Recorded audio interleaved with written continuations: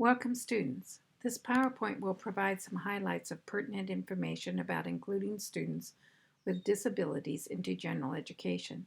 It will prepare you for the articles that you will read. In addition, it will provide you with information about the assignment that you will complete toward the end of the module.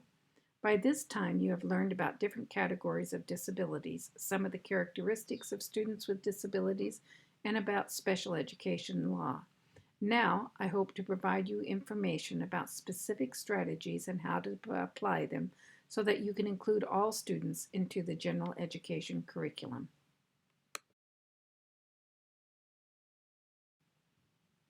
In the scope of this module, there is absolutely no way to provide you with all of the wonderful information that will help you to not only include, but to invite children with disabilities into your content area, just because that is the scope of even more than a one-quarter course. But I hope to provide you with some resources, ideas, areas to explore and to think about. One of the best texts that I have found in this regard is Mercer, and Pulling, Teaching Students with Learning Problems, 4th edition. It is worthwhile purchasing the text. I'm uploading only Chapter 13 for you to read and study. It covers some of the most common and important adaptations that apply across multiple contexts. But unfortunately, for those of you who are becoming math teachers, I cannot address math in this discussion just because it is too big of a topic. Chapter 12 in the book in Mercer, and Pullen is all about math. It's a wonderful, fanciful thinking that as a middle school or high school teacher, you will engage eager minds of students sitting on the edge of their seats, eyes wide in earnest intent, seizing upon pearls of wisdom. But that's not the reality in today's classroom. Unless you are teaching advanced placement or IB courses, today's classrooms will be a wild mixture of students from diverse backgrounds, English language learners, students with disabilities, and students at risk for school failure, and occasionally those few, hopefully more than 3, who have that curious mind and share with you a burgeoning love of your favorite topics. That does not mean, however, that you can't reach young minds whose prior knowledge and skills may be somewhat lacking. Because you will have a diverse classroom, the concepts and strategies presented in this module will likely benefit many more students than just those with disabilities. How do I know this? Well, I taught language arts for some years in middle and high schools, and I did love it. And even then, we had diverse classrooms. I just wish I knew then what I know now.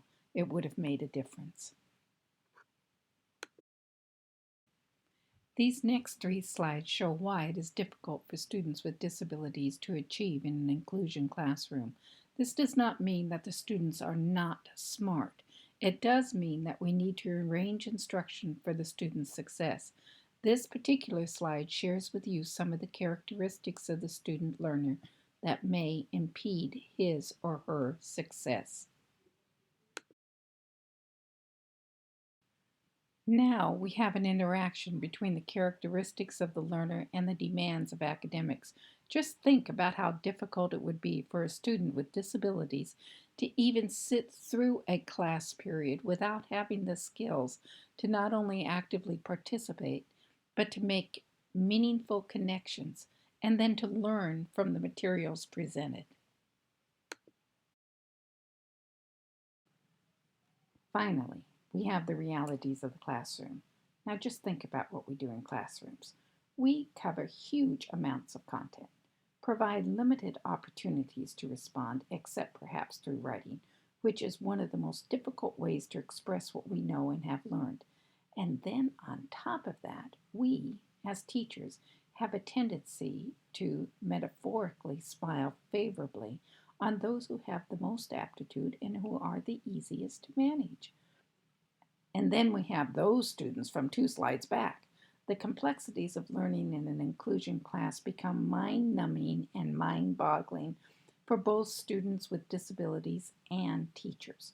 But it can be done, and a difference can be made in the lives of really smart, capable young people who just need instruction presented in a little different way. There is a much broader discussion regarding homework in Chapter 13. Please read about homework carefully because it will come back to haunt you if you don't. Here's the Cliff Note version. I wish I had a penny for every time a parent, student, or a colleague has asked me about homework for students with disability. The first thing is that we are not looking to create parity, but rather equity. But here are some basic ideas. First, what is fair for one student may not be fair for another, so the first question is how much? What takes one student a few minutes to finish can take another student 2 hours to complete. So homework should be carefully individualized for students with disabilities. Second, the purpose of homework should be considered. In most cases, homework should not be the initial teaching, but rather reinforcement of concepts already taught. If not, what happens is that the parent ends up being the teacher, and you are setting yourself, the students, and the family up for frustration and failure. Keep in mind that homework is an activity to practice independently what has been taught already in the classroom. Third, homework should be turned in and formative feedback provided. It is not just a grade and not just to be checked off as whether it is complete or not. Here is something you don't want to do. Last year, my grandson's teacher had the children turn in their homework on Friday. She only checked to see if it was done. She never turned it back to them with any kind of feedback. If the homework was done, she included their names in a posting that went out to all the parents as superstars.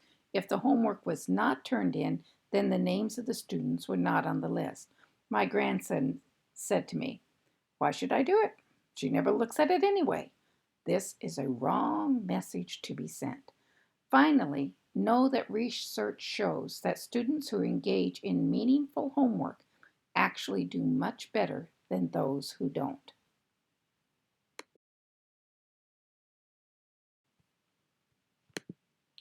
Read Chapter 13 about study skills carefully. Most teachers assume that study skills are either taught previously to students in other classes, should know them, sometimes I think just through osmosis. They often attribute to students' disorganization, losing papers, forgetting assignments as just not caring. In reality, these types of behaviors are often symptomatic of learning disabilities. Students with disabilities can be taught study skills, and you will need to know this in order to help your students. Recognize that students with disabilities usually lack any way to approach content material, organize information, organize materials for school, know how to take notes, or to present completed tasks. Each type of study skills needs to be defined and demonstrated. The skills often need scaffolding. Students need to engage in guided practice and then demonstrate ability to do the task independently. There are several commercial programs that teach study skills. I consider one of the best ones is Study Skills for School Success and Advanced Study Skills. These programs are written by Anita Archer and Mary Gleason. The programs are often used school-wide and are very effective with diverse learners.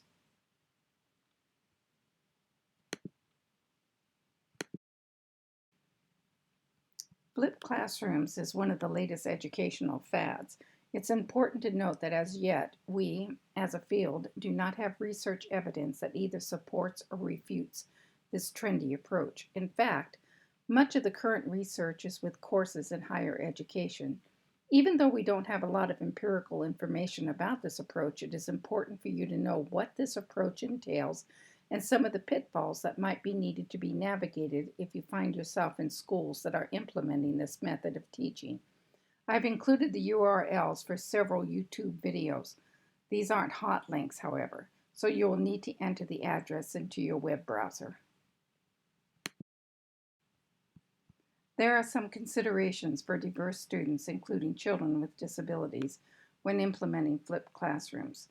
The first is access to the internet. Not all families have internet access or even computers. Second, another problem is the skill level of the student and prior knowledge that may be very different from those of the others in classes. Finally, an additional problem is whether or not the home provides the structure that is consistent support for engaging in the instruction prior to the classroom activity. All of these problems can be overcome, but much more research is needed in order to recommend this type of approach for students with disabilities.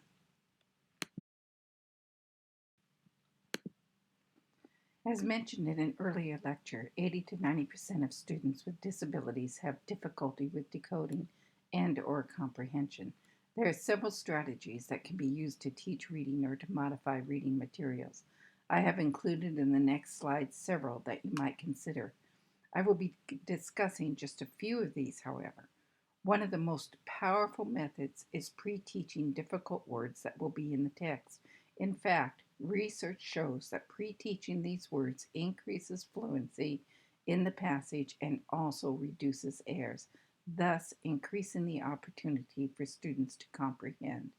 A caveat is that pre-teaching for students with disabilities needs to occur not just before the immediate reading of the text, but at least a day before and then reviewed the day of the passage being read.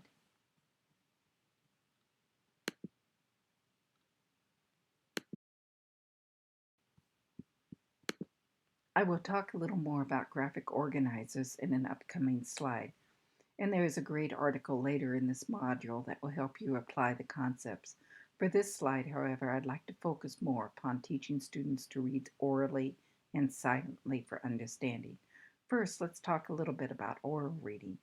Many students think that reading orally is nothing but a performance. They will read the words to sound good, then afterward have no idea what they have read. Now imagine yourself doing this. I'm sure that you have. We can fix this by interspersing questions and interactive discussions throughout the oral reading. We can fix it also by reminding the students that they will be asked questions later, so read for understanding.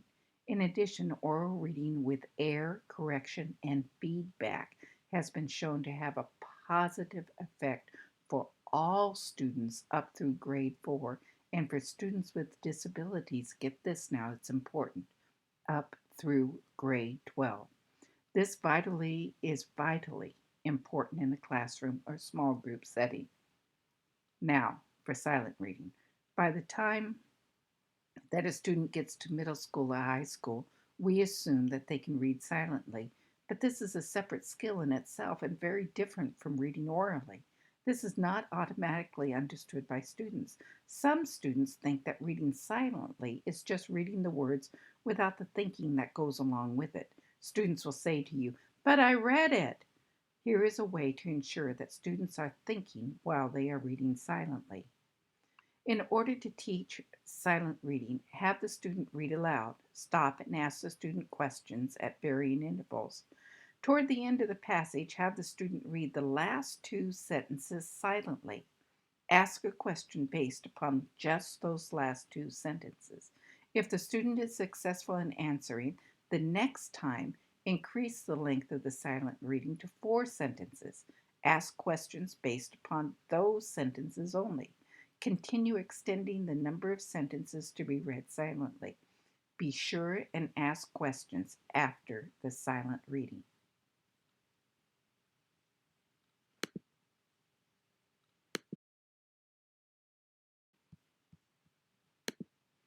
Most textbooks have discussion questions at the end of the chapter or end of a large section. This is difficult for students with disabilities. Another strategy for including students with disabilities is to break up the reading into smaller segments and ask relevant questions or have a thinking activity after each segment, even after each paragraph. Questions that are in closer proximity to the information makes answering easier. In addition, you can use these questions as test items. This provides a framework for the students to remember important ideas. Focus on the big ideas instead of minor details. This more active participation also increases engaged time in learning, and it provides for opportunities for a more thorough understanding of the text. Also, do not hesitate to reread the portions of the text. Rereading is essential for students with disabilities. You can say something like this: reread this paragraph to find the answer to. Research has shown that there is benefit for students rereading the same text up to 3 and 4 times.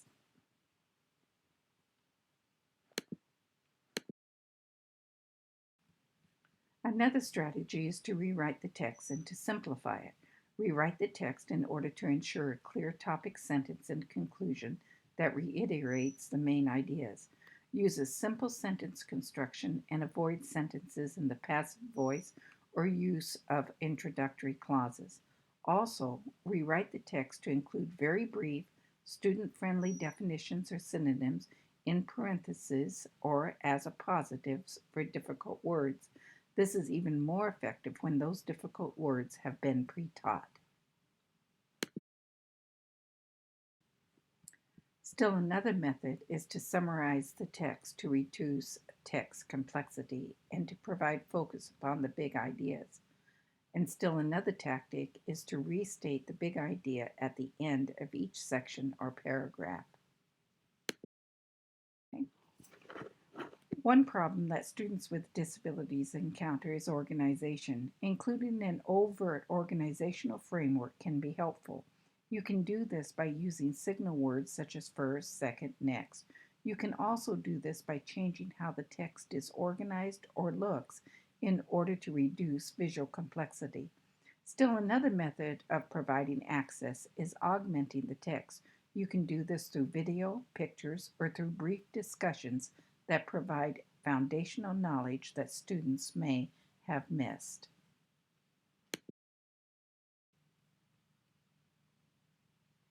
Focus questions on the 5 W's: who, what, where, when, and why, and then throw in a few hows. Students also have difficulty in answering multiple choice questions. This is because they cannot distinguish relevant details. Now, a way to teach this is to structure multiple choice questions that have one right answer only, and the other answers are totally implausible. Then, as you teach the students to look for evidence and clues within the answers, reduce the implausibility of the answers so that some answers are plausible but are not correct. You're going to read more about close reading later on. It's a very promising technique. It's a technique of teaching reading that was common clear back in the 1930s. Can you imagine, almost 100 years ago? And the method is seeing a resurgence with some modifications in the modern world. The method focuses upon students interacting with small portions of text that is read closely for meaning over a period of days. This method includes repeated readings, which is a very important strategy for reading for students with disabilities, the meaning of vocabulary words within the context of the text, contextualized information, and language usage. There has been some support in the research for this approach. You probably are already familiar with content enhancements. Content enhancements include some of those listed on this slide. Again, you will have an article that will go into more depth later in this module. What you may not be familiar with, and I would like to point out to you, is the necessity of teaching the routine associated with the content enhancement. This routine needs to be demonstrated and sequentially taught with scaffolding and guided practice. It is also absolutely necessary to determine the type of enhancement that applies to the content and consistently use the same organizer for all like information. This practice reduces confusion and allows the students the opportunity to generalize. Something else that you may not know about is the use of audio recordings. In some cases, an audio of a book or article works really well, but this type of enhancement is good for students who have difficulty with decoding. It does not work so well for students who have difficulty with comprehension. An audio recording is not necessarily modified from the original document. If students do not understand the text, an audio of the same text will not likely improve their comprehension. The upcoming article about comprehension in social studies is not just about social studies. The concepts regarding how to teach is applicable across multiple content areas. Something this article points out is the necessity of teaching different kinds of text structure. Comprehending expository text is remarkably different than comprehending narrative. It is not automatic.